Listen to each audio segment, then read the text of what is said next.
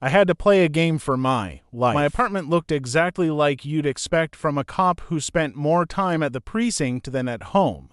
The wallpaper was peeling at the corners like old scabs. The carpet was a mottled gray that might have been blue in another decade, and the persistent smell of mildew suggested the plumbing was older than my landlord cared to admit.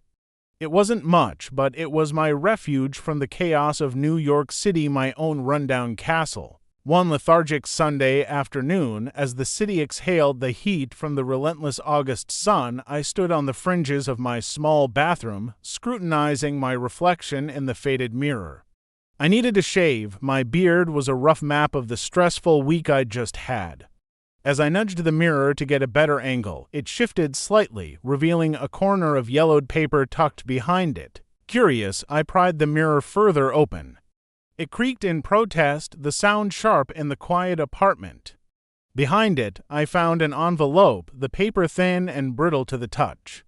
Written on the front in a hurried scrawl was "Rules of Passage." My brow furrowed. I first thought it might be a prank, some twisted joke from a fellow officer or a friend.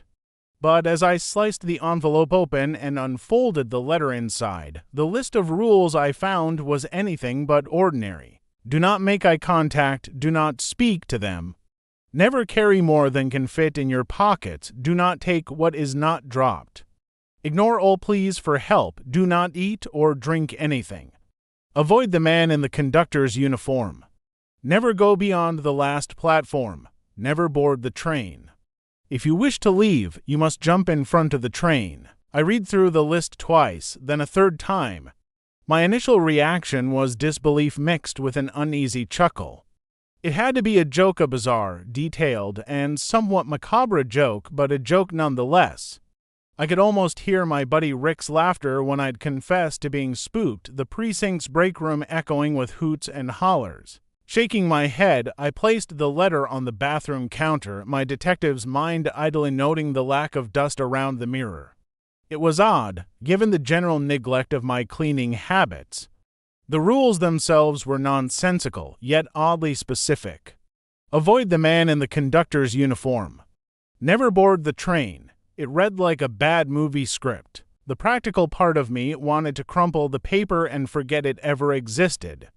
Yet something nagged at me, a whisper of curiosity, or perhaps the echo of instinct honed by years on the force telling me not to dismiss it outright. With a resigned sigh, I tucked the letter into my jacket pocket, figuring it might make for an amusing story to share with Rick the next day.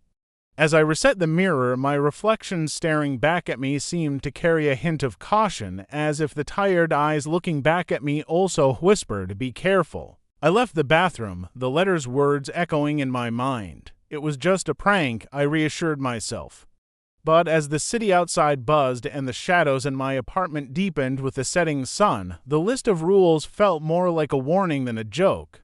And deep down, as the evening crept over New York, I couldn't shake the feeling that my life had just taken a turn. A week had passed since I discovered the bizarre list of rules behind my bathroom mirror. Each day, the letter's presence gnawed at me, an itch in the back of my mind that wouldn't subside. The rules haunted my thoughts, whispering through my daily routines, disturbing my sleep. Finally, unable to quell my growing obsession, I decided to investigate. Rest of the story in the next video. Like and subscribe for part 2.